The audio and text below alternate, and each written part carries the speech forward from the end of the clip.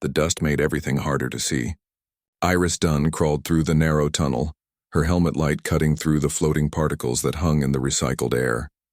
17 years old and already tired of this life, she dragged her equipment bag behind her with one hand while the other pulled her forward. The ancient ruins of Helios 7 stretched around her like the bones of something that died before humans even learned to make fire. Her scanner beeped. Something big lay ahead, something with residual energy signatures that meant money, real money, not the scraps she usually found in these collapsed alien structures. Iris squeezed through a gap between two fallen pillars and dropped into a chamber so vast her light could not reach the far walls.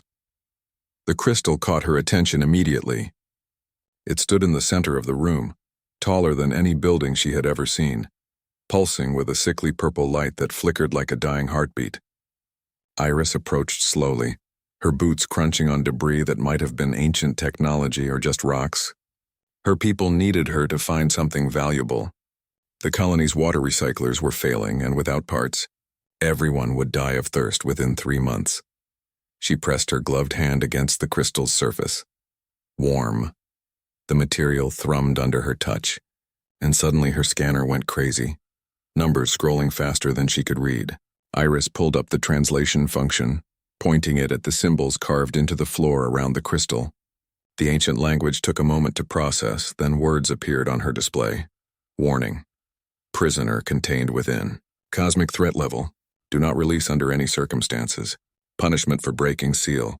Death. Iris should have walked away. She should have marked the location and reported it to the Galactic Concordat for a finder's fee. Instead, she circled the crystal, studying it from every angle. Inside, something moved. She pressed her face close to the surface and saw it clearly now. A creature made of light and fire curled into itself, trapped in the smallest possible space. It looked like it was sleeping, but even through the crystal she could feel its pain. Her scanner showed the power source keeping the prison active. The readings made her heart sink. The energy would fail within days, maybe hours. When it did, the crystal would shatter on its own. If this thing really was dangerous, it would wake up angry and confused with no one around who might calm it down. The nearest settlement was her colony, just 50 miles away across the asteroid field. Iris made her decision. She pulled out her plasma cutter and aimed it at the power source. Her hands shook as she activated it, the blue beam slicing through ancient machinery that had worked for longer than her species existed. Sparks flew. The purple light flickered faster, and then the crystal began to crack. The explosion threw Iris backward. She hit the ground hard, her helmet display shattering. She ripped it off just in time to see the creature unfold itself. It grew and grew, taking up more space than seemed possible, made of starlight and flame and something her eyes could not properly understand. The heat washed over her in waves. The creature had wings that seemed to contain whole galaxies and eyes that burned like suns. When it spoke, the voice bypassed her ears entirely and spoke directly into her mind. Who dares disturb my imprisonment? Iris climbed to her feet, legs wobbling. Every instinct screamed at her to run, but she held her ground. I'm Iris, I freed you. The creature lowered its massive head until one burning eye filled her entire vision. Why would such a small thing do something so foolish? You were dying in there. Iris surprised herself with how steady her voice came out. Nobody deserves that, not even something dangerous. Dangerous?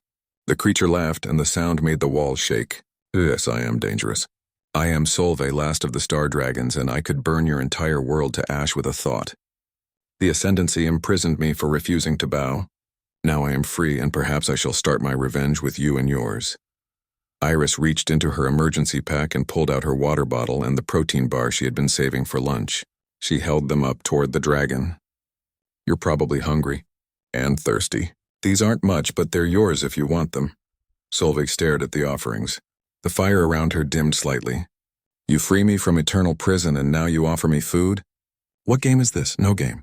You've been trapped for a really long time. I figured you might need something. Iris set the items on the ground and stepped back. I know they're tiny compared to you, but it's what I have. The dragon was quiet for a long moment. Then she shifted, her form condensing until she appeared only twice as tall as Iris, though no less terrifying. She picked up the water bottle with a claw that could have torn through steel like paper and drank it in one gulp. The protein bar followed. Your world is harsh, Solveig said finally. I can taste it in this food. You come from a death world, a place that kills the weak without mercy. Earth, yeah, it's not so bad once you get used to it. And yet you show mercy to me, a stranger who threatened your life. Solveig extended one claw and pressed it gently against Iris's palm. Heat flared, and when the dragon pulled away, a star-shaped mark glowed on Iris's skin. I have not felt genuine kindness in over 3 million years. You have given me something precious, little human. Therefore I give you this mark. It means you are under my protection. It also means we are bonded now, you and I. Iris looked at the glowing brand on her hand. It didn't hurt, just felt warm. What does that mean, bonded? It means your fate and mine are now intertwined. Where I go, you go. My enemies become yours. My battles become yours. Solveig smiled, showing teeth like white-hot metal. And it means I will not destroy your colony. Come, we have much to discuss. And I suspect my freedom will bring trouble for us both. The dragon's form shimmered, and she shrank further until she appeared almost human-sized, though flame still danced across her skin. Iris gathered her equipment with shaking hands, her mind racing through everything that just happened. She had freed a cosmic being, gained a magical brand, and apparently gotten herself tangled up with something far beyond her understanding. But as they walked together toward the exit, Iris felt something she had not experienced in years. Hope. Maybe this strange partnership would lead somewhere good, or maybe it would get her killed. Either way, it beat dying slowly in the mines. 3 weeks running changes a person. Iris had learned this truth while jumping from station to station, planet to moon, always one step ahead of the bounty hunters. The news screen showed her face everywhere, usually next to warnings written in red letters. Terrorist, criminal, threat to galactic peace. The reward for her capture kept climbing, currently sitting at 2 million credits, enough to buy a small moon. Solveig found it amusing. The dragon sat across from Iris in the cargo hold of a stolen transport ship, watching the news broadcast with something close to a smile. Her human form flickered occasionally, revealing hints of her true nature underneath. Flames danced in her eyes. They make you sound quite fearsome, Solveig said. The girl who freed the cosmic horror. The foolish child who doomed civilizations. Iris poked at her meal, some kind of synthesized protein that tasted like cardboard. They're not completely wrong. I did free you, yet you show regret? No. Iris met the dragon's burning gaze. But I want to understand. Why did they lock you up? The ascendancy, I mean. You said you wouldn't bow to them, but there has to be more to it. Solveig's expression darkened. My kind were guardians once. We traveled between stars, protecting younger species from threats they could not comprehend. Cosmic storms, reality breaches, entities that feed on life itself. We asked for nothing in return except respect and the freedom to do our duty. So what happened? The ascendancy grew powerful and proud. They declared themselves rulers of all space and demanded every species kneel. When we refused, when we said we served life itself rather than any government, they named us rebels. They built prisons and hunted us one by one. Solveig's form flickered, growing larger. They locked us away and told the galaxy we were monsters. Millions of years passed. Species rose and fell, and we remained trapped, screaming in the dark where no one could hear. Iris absorbed this. The history books painted the ascendancy as wise builders who brought order to chaos. They never mentioned imprisoning guardians. How many of you are there? Were there? I felt my siblings' prisons fail over the centuries. Most died before they could wake. I was among the last. Solveig's flames dimmed. Perhaps I am the only one remaining. The ship's alarm interrupted them. Something had locked onto their position. Iris ran to the cockpit and checked the sensors. 5 Concordat hunter ships approached fast, weapons charging. She recognized the lead vessel's signature. Castor Wren, the enforcer who had been chasing them since Haven's Rest. We need to jump, Iris said, hands flying over the controls. Too late. Solveig joined her, pointing at the display. They have already disrupted our jump drive. We are trapped. The communication channel crackled to life. Wren's voice came through, smooth and confident. Iris Dunn, this is your final warning. Surrender yourself and the dragon. The Concordat promises you will be treated fairly. Iris laughed bitterly. Yeah, right before they execute me and cut Solveig into pieces to study her. What do you suggest? Solveig asked. Can you fight them? I can destroy them utterly. But doing so will only confirm everything the Concordat fears about my kind. The dragon's flames brightened. They will use it as proof that star dragons must be eliminated. Others of my kind may still live, imprisoned in places I have not yet found. If I become the monster they claim I am, those dragons are doomed. Iris thought fast. The hunter ships were spreading out, surrounding them. Their weapons could tear through the transport shields in seconds. Fighting meant death or capture. Surrendering meant the same. She needed a third option. Can you make us look destroyed? Iris asked suddenly. Solveig tilted her head. Explain. Fake our deaths. Make it look like the ship exploded. Can your fire do that? A slow smile spread across the dragon's face. Clever little human. Yes, I can manage that. But where will we go after? Iris pulled up a star chart, scrolling through systems until she found what she wanted. Here, Haven's Rest, the colony we saved. They owe us, and they're far enough from Concordat control that we might be safe there for a while. You wish to hide among humans? I wish to think, to plan. We can't keep running forever, and we can't fight the entire galaxy. We need allies, information, something. Iris looked at Solveig. Unless you want to just leave. Find a quiet corner of space and disappear. Solveig's flames burned hotter. No, if other dragons remain imprisoned, I must free them. And the Concordat must answer for what they have done. But you are right. Charging in blindly serves no purpose. She placed a hand on the control panel. Prepare yourself. This will be violent. Iris strapped into her seat as Solveig's form expanded, filling the cargo hold with fire. The dragon's power flowed through the ship's systems and then erupted outward in a massive explosion that lit up space like a newborn star. The blast wave hit the hunter ships, sending them tumbling. On their sensors, the transport appeared to be torn apart, debris scattering in all directions. But inside a bubble of dragon fire, the ship remained intact. Solveig held the flames around them like a protective shell, hiding them from every scanner and sensor in the system. She moved them slowly, carefully away from the destruction until they were far enough to engage the jump drive. Now, Solveig said. Iris activated the drive and they vanished into hyperspace. Behind them, Castor Wren and his hunters scanned the debris field, searching for bodies they would never find. The news networks would soon report the death of the terrorist and her dragon. The galaxy would breathe easier, thinking the threat was gone. Iris leaned back in her seat, exhausted. The mark on her palm pulsed in rhythm with Solveig's heartbeat. What happens when they figure out we're alive? Then we will already be stronger, smarter, ready. Solveig returned to her human form, flames settling into her skin. You saved my life, Iris Dunn. Now I will help you save others. We will find my imprisoned siblings.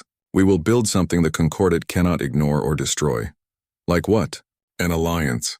Between dragons and the species who need us. The frontier worlds the Concordat has abandoned. The colonies struggling to survive. We will offer them protection, and in return they will offer us shelter. Solveig's eyes blazed. And when we are strong enough, we will demand answers from those who imprisoned us. Iris nodded slowly.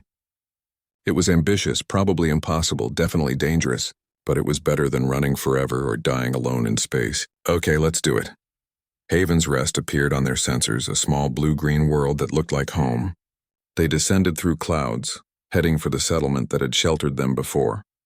The colonists would be surprised to see them alive. Some might be afraid, but Iris hoped they would also remember the sick children who had been healed, the poisoned water made clean. Sometimes salvation came in strange forms. Sometimes it wore the face of a human girl and a star dragon, partners against a galaxy that wanted them dead. Pain has a way of teaching lessons nothing else can. Iris learned this while bleeding out on the deck of a Concordat warship, watching her blood pool around her in spreading darkness. The mission had gone wrong so fast. One moment she and Solveig were boarding the ship to free a captured dragon named Calum. The next, security forces poured in from every direction, weapons firing. Solveig fought like living fury, her flames consuming everything they touched. But even dragons could be overwhelmed by numbers. Iris had seen the soldier aiming at Solveig's back, seen the weapon charging with energy meant to paralyze even cosmic beings. She had thrown herself in the way without thinking. The blast tore through her chest. Simple as that, quick as lightning. Iris hit the ground and suddenly breathing became impossible. Blood filled her lungs. The world grew distant and cold. Solveig's roar shook the entire ship. The dragon's true form emerged, too large for the corridor. her body phasing partially into another dimension just to fit. She killed every soldier in sight with casual sweeps of burning claws, then scooped Iris up with impossible gentleness. "Stay with me," Solveig commanded. "Do not dare die now." Iris tried to speak, but only blood came out. Her vision dimmed. This was it then. 17 years old and dying in space. Killed trying to save beings most people thought were myths. Could have been worse ways to go. No. Solveig's voice cut through the growing darkness. "I will not lose you. Not like this. Not when you have given me so much." The dragon's claws pressed against Iris's chest directly over the wound. Heat flooded through her, burning away the cold. Iris wanted to scream, but had no breath left for it. The heat grew worse, impossibly worse, like Solveig was pouring molten metal directly into her veins. "I offer you a choice," Solveig said. "Die here as human, or accept my fire fully and become something new. The star bond we share, I can deepen it. You will survive, but you will be changed forever. There is no going back."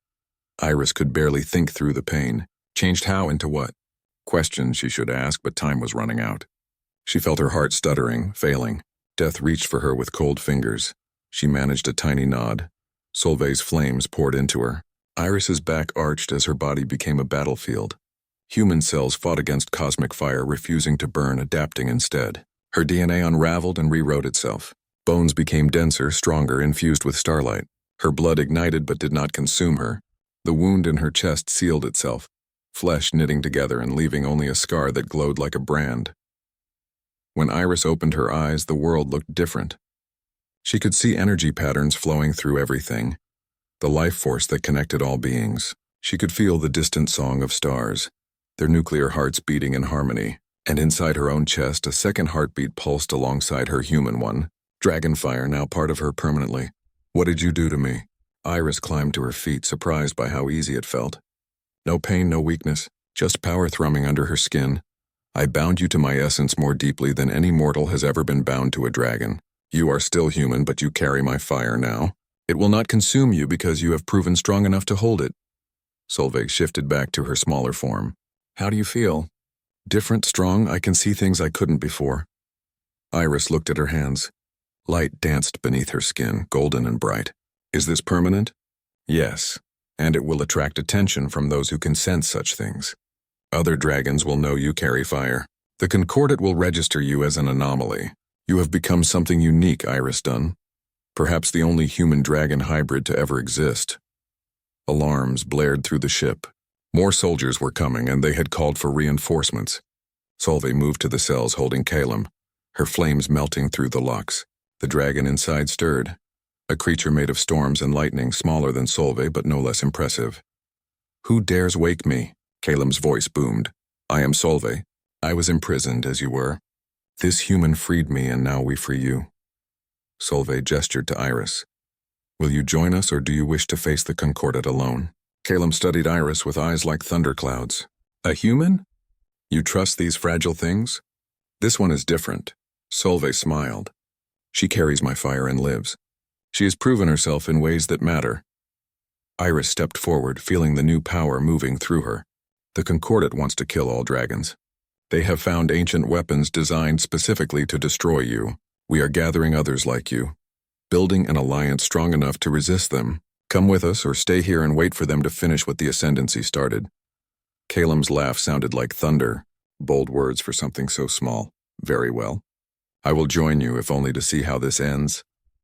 The storm dragons stretched, electricity crackling along their scales. "But if you prove unworthy, human, I will leave you to your fate." "Fair enough."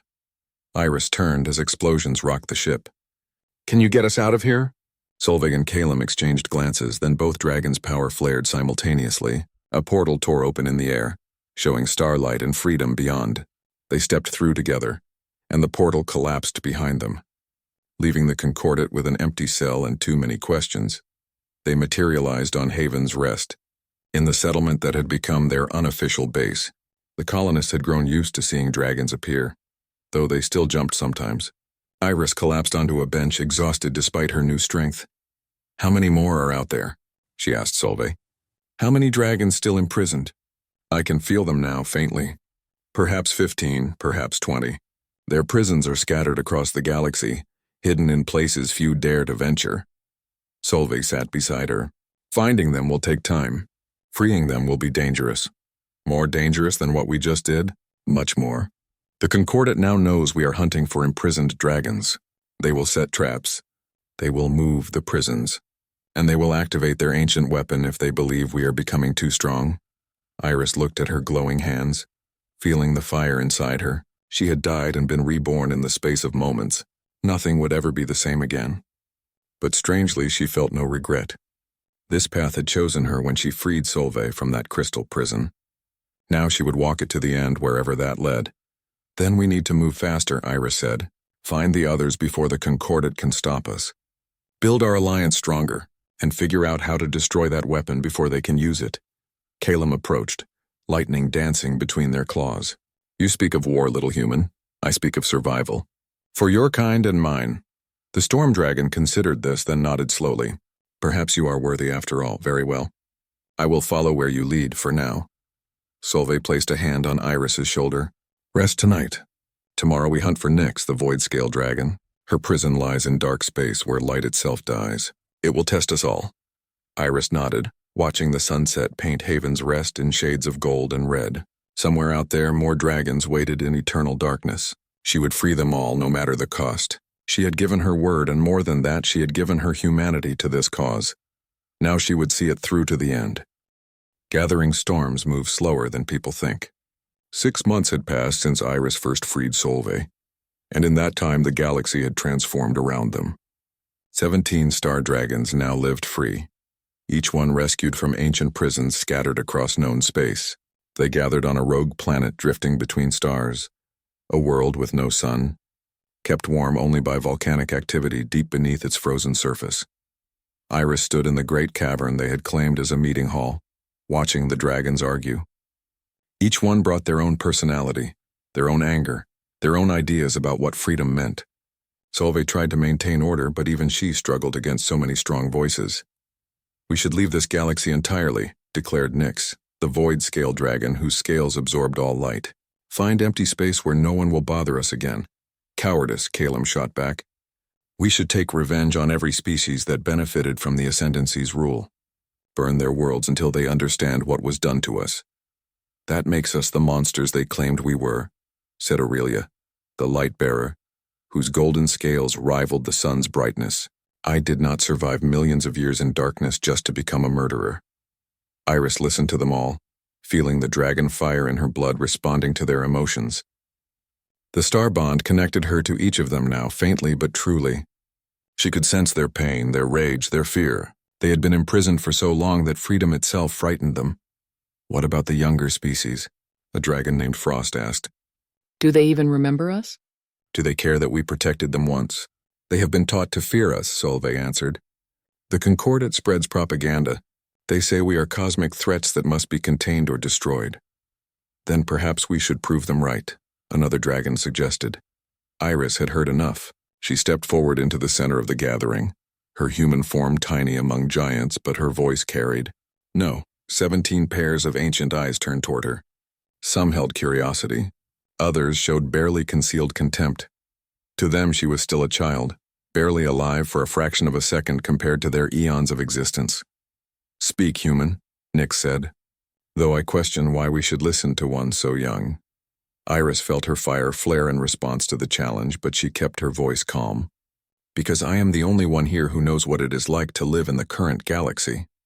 You have all been asleep for millions of years. The species alive now are not the ones who imprisoned you. They did not make that choice.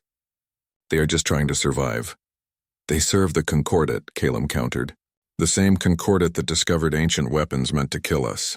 They are no different from the Ascendancy. Some do, some do not. Iris thought of Haven's Rest, of the colonists who had sheltered them despite the danger. The frontier worlds, the independent colonies, they are abandoned by the Concordat. Left to struggle alone against pirates, disease, resource shortages. They need protection, and you need places to hide, to recover your strength. Why not help each other? You propose an alliance. Aurelia asked, interested now. Yes, we offer protection to worlds the Concordat ignores.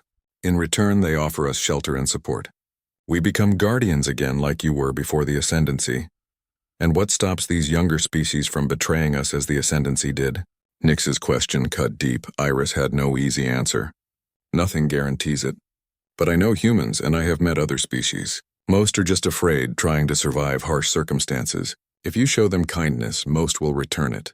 If you show them only destruction, then you become exactly what the Concordat says you are. The dragons fell silent, considering her words. Solveig moved to stand beside Iris, her flames bright with pride. The human speaks wisdom beyond her years. She has shown me that not all younger species are cruel or treacherous. She freed me when she had every reason to fear me. She shared her food and water when I had nothing. These simple acts of compassion changed everything. Pretty words, said a dragon named Ash. But the Concordat will not be swayed by compassion. They have weapons designed to kill us all. What do you propose we do about that? Before Iris could answer, alarms blared through the cavern. A ship had entered the system, moving fast. The dragons tensed, ready for battle. But the ship broadcast a familiar signal. Concordat design, but not military. A single pilot. I know that signature, Iris said, checking the identification. It's Caster Wren, the hunter who chased us.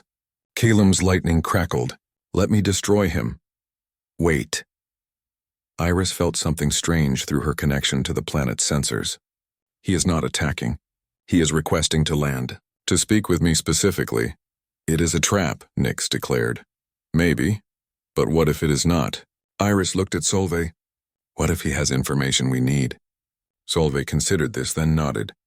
Very well. We will allow him to land. But at the first sign of treachery, I will turn him to ash. The ship touched down near the cavern entrance. Caster Wren emerged alone.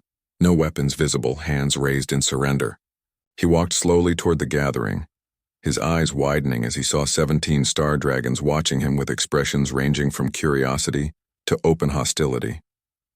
I come with information, Wren said, his voice steady despite obvious fear. Information that concerns all of you. Speak quickly, Solveig commanded. My patience is limited. Wren looked at Iris. I am from Haven's Rest. I was one of the children you saved when you purified our water. I joined the Concordat to try to change things from inside, but I was wrong. They cannot be changed, we know this already, Calem said. Tell us something useful or die. The weapon, Wren continued. The one designed to kill star dragons. The Concordat has completed it. They plan to activate it within 3 weeks as soon as they confirm how many dragons have been freed. Ice ran through Iris's veins despite the fire in her blood. How does it work? It creates a chain reaction in dragonfire. When activated, every dragon in the galaxy will ignite simultaneously from the inside. There is no defense, no way to stop it once it begins. Wren pulled out a data chip. I have the location of the weapon platform.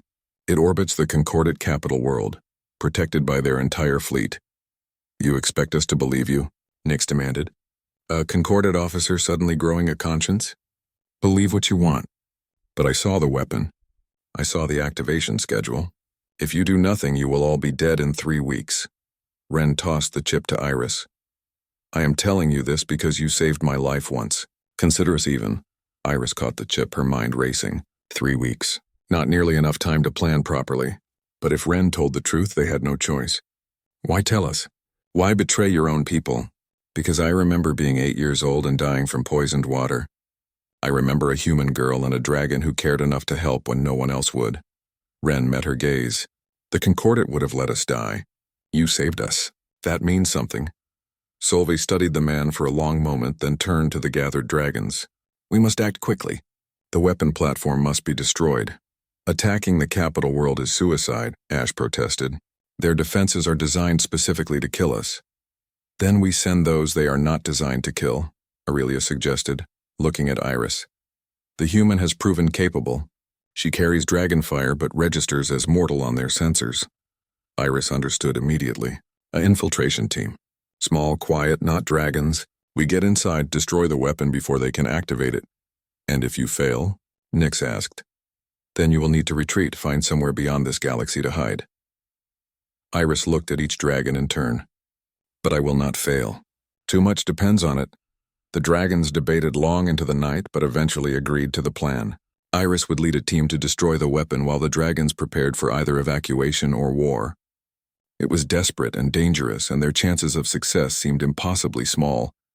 But as Iris stood later under the frozen sky of the rogue planet, Solveig beside her, she felt strange certainty settle in her chest. This was what she had been preparing for since the moment she freed Solveig from that crystal prison. Everything led to this. Infiltration works best when nobody expects it. Iris had learned this from experience, though she wished she had more time to prepare. 2 weeks of planning, gathering equipment, studying layouts, and now they floated in the shadow of the weapon platform that could kill every dragon in the galaxy. The team consisted of 5 people. Iris led them, her hybrid nature letting her pass as human on most scanners. Caster Wren came as their inside connection, knowing Concordat protocols better than anyone. The other 3 were volunteers from frontier worlds, people who believed in what the dragons represented, or at least hated the Concordat enough to risk everything. The platform loomed above the capital world, a massive ring of metal and energy that hummed with power even from a distance. Iris could feel it through her dragon senses, taste the wrongness of it. The weapon was specifically designed to resonate with dragon fire, to turn their own power against them, elegant and horrible. "Security checkpoint coming up," Wren whispered through their shared communication link. He had gotten them this far using his access codes, disguising them as maintenance workers. "Stay quiet and let me do the talking." They passed through without incident, Wren's credentials still valid despite his betrayal. The Concordat had not yet discovered his defection. That luck would not last much longer. They needed to move fast. The weapon's core lay deep in the platform's center, protected by layers of security both technological and physical. Iris studied the schematics Wren had provided. Guards everywhere. Automated defenses, redundant systems meant to prevent exactly what they were attempting. Breaking in would be hard. Getting out would be nearly impossible. "There," Iris pointed to a maintenance shaft that led toward the core. "We split up here. Wren, take 2 people and cause a distraction in the eastern sector. Make them think there is a radiation leak or something. I will take the other person and go for the core." "You cannot destroy it alone," Wren protested. "I have dragon fire inside me. If I can get close enough, I can overload the weapon's resonance chamber. It will tear itself apart." Iris smiled grimly. "That is the theory anyway." They separated as planned. Iris moved through the maintenance shaft with a woman named Rita, a former engineer who understood the platform's systems better than anyone else on the team. They crawled through narrow spaces, avoiding sensor sweeps, using every trick they knew to stay hidden. Alarms started blaring in the distance. Wren's distraction had worked. Guards rushed past their position, heading for the false emergency. Iris and Rita used the confusion to slip deeper into the platform. The core chamber finally appeared before them, visible through a reinforced window. The weapon itself looked almost beautiful, a sphere of crystallized energy suspended in a magnetic field. Around it, technicians worked at control stations running final checks. On the main display, Iris saw a countdown. 30 hours until activation. They had even less time than expected. "How do we get in there?" Rita whispered. Iris studied the security. Biometric locks, armed guards, energy shields. No subtle way through. "We do not sneak. We crash." She pulled off the maintenance worker disguise, letting her inner fire show. Light blazed beneath her skin, bright enough to cast shadows. The dragon fire that Solveig had given her burned hotter than it ever had before, responding to the weapon's presence like a challenge. "When I go in, you run," Iris told Rita. "Get back to the ship and tell Solveig what happened. You will die in there. Maybe, but the weapon definitely dies with me." Iris placed her hand on the door. "Thank you for coming this far." She did not wait for a response. Her fire exploded outward, melting through the security door like paper. Alarms screamed. Guards spun toward her, weapons rising. Iris ran straight at them, faster than human reflexes, propelled by dragon strength. She hit the first guard like a meteor, sending him flying. Her hands, blazing with starlight, tore through their armor and weapons. More guards poured in. Energy blasts struck her, burning through her clothes but not her skin.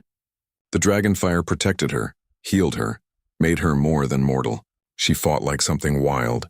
All her training from Haven's Rest combined with instincts that came from Solveig's bond. She reached the weapon's core and pressed both hands against its crystalline surface. Immediately she felt the resonance, the way it was designed to connect with dragon fire. The weapon tried to use her own power against her, to ignite her from within. But Iris did not fight it. Instead, she fed more power into it, flooding the weapon with energy beyond its designed capacity. The crystal began to crack. Warning lights flashed red. The technicians fled, realizing what she was doing. Caster Wren's voice came through her communicator. "Iris, get out of there! The whole platform is going to explode." "I know," she said calmly. "Make sure everyone else gets clear." "Iris, no." She smiled, though no one could see it. "Tell Solveig I am sorry. Tell her to take care of the other dragons. Build the alliance we talked about. Make it work." The weapon's core shattered. Energy exploded outward, and Iris stood at the center of it, holding the destruction together with her own fire, making sure it consumed only the platform and nothing else. Pain beyond description tore through her. She was burning, dying, succeeding. The last thing she heard was Solveig's roar, impossibly loud even across the distance of space. The dragon had felt her pain through their bond. Too late to stop it. Too late to save her. Iris closed her eyes and let go. Darkness came, complete and total. She floated in it, peaceful at last. No more running. No more fighting. Just silence and rest. Death felt warmer than she expected, but then something else came. Fire. Dragon fire. Different from her own.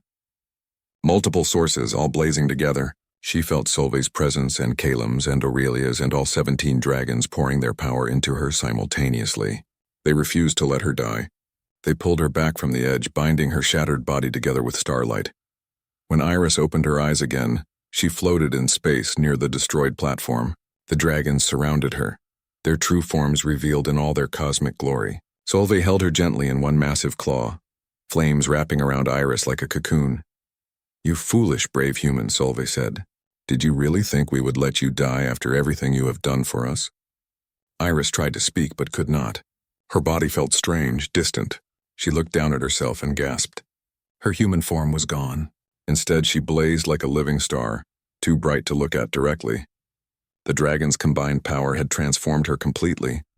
"What did you do to me?" Her voice echoed across space without need for air or sound. "We gave you what you earned," Aurelia answered. "You sacrificed yourself to save us all. We returned the favor. You are no longer merely human, Iris Dunn. You carry the essence of 17 star dragons within you. You have become something new, something that has never existed before." "The weapon?" Iris asked. "Destroyed utterly, along with most of the Concordat's capital defense fleet." Caelim's lightning danced with pleasure. "The ruling council is in chaos. They have requested negotiations. They fear us now," Nyx added. "As they should." Iris felt the power flowing through her, greater than anything she had experienced before. She could feel every star in the galaxy, hear their songs, understand their light. The dragons had not just saved her. They had elevated her to something approaching their own level. "What happens now?" she asked. Solveig's flames burned warm with affection. "Now we finish what we started. We build our alliance. We bring justice to those who imprisoned us, and we do it together with you leading the way." "Me? I am just—" "You are the bridge between dragons and mortals," Solveig interrupted. "You understand both sides. You have proven yourself in every way that matters. The other dragons and I have discussed this. We want you to speak for us, to guide us, to help us build something better than what came before." Iris looked at the 17 ancient beings surrounding her, each one powerful beyond mortal understanding, each one looking at her with respect and trust. How had she come to this? A salvage worker from a dying colony, now floating in space as something impossible, being asked to lead cosmic beings toward a new future. But she had made her choice long ago, when she freed Solveig from that crystal prison. Everything after had simply been following that choice to its conclusion. Peace rarely comes all at once. It arrives in small moments, built piece by piece over time. Iris understood this now, standing in what used to be a prison and had become a symbol. The ancient facility on Helios 7, where she first freed Solveig, had been transformed into a meeting hall. Representatives from 300 worlds gathered here, along with all 17 star dragons, waiting to hear what she would say. 6 months had passed since the weapon's destruction. 6 months of negotiations, arguments, compromises, and slow progress towards something better. The Concordat had fractured when their capital fleet fell. Some worlds declared independence, others formed new alliances, and many turned to the dragons for protection, especially the frontier colonies that had always been ignored. Iris no longer looked entirely human. Her transformation had been permanent. She stood taller now, her skin glowing faintly with inner light.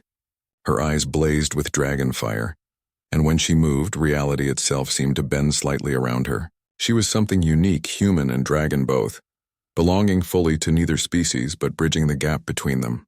Solveig waited beside her, proud and protective as always. The other dragons had taken positions around the hall, their presence both reassuring and intimidating. They had agreed to let Iris speak first, to present their vision for the future. "Thank you all for coming," Iris began, her voice carrying easily through the vast space. "I know many of you are afraid. The star dragons were imprisoned for so long that you grew up thinking of them as myths or monsters. I am here to tell you the truth." She gestured to Solveig. "These beings were guardians once. They protected younger species from threats you could not imagine. They asked for nothing except respect and the freedom to do their duty. When they refused to bow to tyrants, they were locked away and forgotten." Murmurs ran through the crowd. Some agreed. Others looked skeptical. An ambassador from one of the inner worlds stood. "But they are dangerous. We have seen what they can do. How can we trust them not to destroy us?" "You cannot," Iris answered honestly. "Not completely. Just as I cannot completely trust that your worlds will not betray us when the Concordat offers you better trade deals or threatens you with force. Trust must be earned on both sides." "Then what do you propose?" another representative asked. "An alliance built on mutual benefit. The frontier worlds, the independent colonies, anyone who wants to join us. The dragons will offer protection from pirates, cosmic threats, and aggressive neighbors. In return, you provide supplies, information, and shelter when needed. We become partners, not rulers and subjects." "The Concordat will never accept this," someone called out. "The Concordat no longer has a choice." Iris let her fire flare slightly, just enough to remind them what she was. "They tried to kill us all and failed. Now they must negotiate or face something worse than dragons. They must face worlds united against them." A woman from Haven's Rest stood, someone Iris recognized from her early days. "I speak for my colony. We owe our lives to Iris and Solveig. We will join this alliance and stand with the dragons." Others began to stand one by one. Not all of them, but enough. Representatives from mining colonies, agricultural worlds, research stations, refugee settlements. The forgotten parts of the galaxy, finally given a voice and protection. But not everyone agreed. A delegation from the Concordat itself sat in silence, watching everything with cold calculation. Their leader, a woman named Diana Cross, finally spoke. "Your alliance is impressive, but it does not change certain facts. The dragons were imprisoned for reasons. They are too powerful, too unpredictable. What happens when one of them decides they are tired of protecting and starts conquering instead?" "Then I stop them," Iris said simply. "That is my role. I am human enough to understand mortal concerns and dragon enough to challenge cosmic power. I stand between both sides and make sure neither abuses the other." "One person cannot hold back 17 dragons," Cross countered. "She does not stand alone." Castor Wren stepped forward from the crowd. "I stand with her. So do thousands of others who believe this alliance is our best chance at peace." More voices joined his. People from dozens of worlds speaking their support. Not everyone, not even a majority perhaps, but enough to matter. Enough to show that this was not just Iris's dream, but something many wanted to build together. Diana Cross studied them all with a calculating expression. "The Concordat cannot officially support this alliance, but we will not oppose it either. We will watch and wait. If your dragons prove themselves as guardians rather than conquerors, perhaps we can find common ground." It was not perfect. It was not the full acceptance Iris had hoped for. But it was something, a beginning. She nodded slowly. "That is fair. We will prove ourselves through action, not words." The meeting continued for hours, working out details, establishing protocols, setting boundaries. Iris guided the discussions with patience she had learned from Solveig, finding compromises that satisfied most parties. The dragons contributed their own perspectives, speaking of ancient times when they had protected countless species from threats the younger civilizations could barely comprehend. By the time the gathering ended, they had something real. The Frontier Alliance, a coalition of independent worlds protected by star dragons and guided by Iris Dunn. It was fragile and new, held together more by hope than certainty, but it existed. That night, Iris stood outside the meeting hall looking up at the stars. Solveig joined her, the dragon's smaller form settling beside her human companion. "You did well today," Solveig said. "My siblings and I are grateful. We have a long way to go still. Not everyone trusts us. The Concordat might change their minds and attack, and we still do not know if more dragons remain imprisoned somewhere." "True, but we have made a beginning. That is more than I dared hope for when you freed me from that crystal." Solveig's flames danced gently. "Tell me, do you regret it? The choice you made to free me? Everything that followed?" Iris thought about her old life, salvaging in ruins, slowly dying on a forgotten colony. She thought about everything she had lost, her humanity, her anonymity, her simple existence. Then she thought about everything she had gained. Purpose, family, the chance to change the galaxy. "No," she said finally. "No regrets." "Good, because the hardest part is still ahead." Solveig looked toward the stars. "Building something is always harder than destroying it. We must prove we can be guardians again, that we can protect without dominating, guide without controlling. We will figure it out, together." The mark on Iris's palm, the star-shaped brand that had started everything, pulsed in rhythm with Solveig's heartbeat. Their bond had grown deeper than either had imagined possible. Human and dragon merged into something new, leading others toward a future none could predict. Over the following years, the Frontier Alliance grew stronger. More worlds joined. More dragons emerged from hidden prisons and chose to become guardians rather than destroyers. Iris mediated disputes, stopped threats, and slowly built trust between species that had feared each other for generations. The Concordat eventually came to respect the alliance, even if they never fully accepted it. Trade routes opened. Technology was shared. Old wounds began to heal. And through it all, Iris Dunn remained at the center. The human girl who freed a dragon and changed everything. The bridge between cosmic power and mortal concerns. Some called her the dragon's voice. Others named her the starborn mediator. But the title that stuck, the one that defined her role most clearly, came from the dragons themselves. They called her Empress not because she ruled them, but because she stood beside them as an equal. She had earned her place through sacrifice, courage, and an endless capacity for compassion. She had proven that even the smallest person could change the fate of galaxies, if they chose to act when others would have walked away. Iris stood on a reclaimed world, watching children play in parks protected by dragons who circled overhead like guardian angels made of starlight. Human children, alien children, all playing together without fear. This was what she had fought for. This was worth everything she had given up. Solveig landed beside her, massive and beautiful. "What are you thinking about?" "How far we have come. How far we still have to go." Iris smiled. "And how grateful I am that I found that crystal prison all those years ago." "As am I, little Empress. As am I." They stood together in comfortable silence, human and dragon, partners in the truest sense.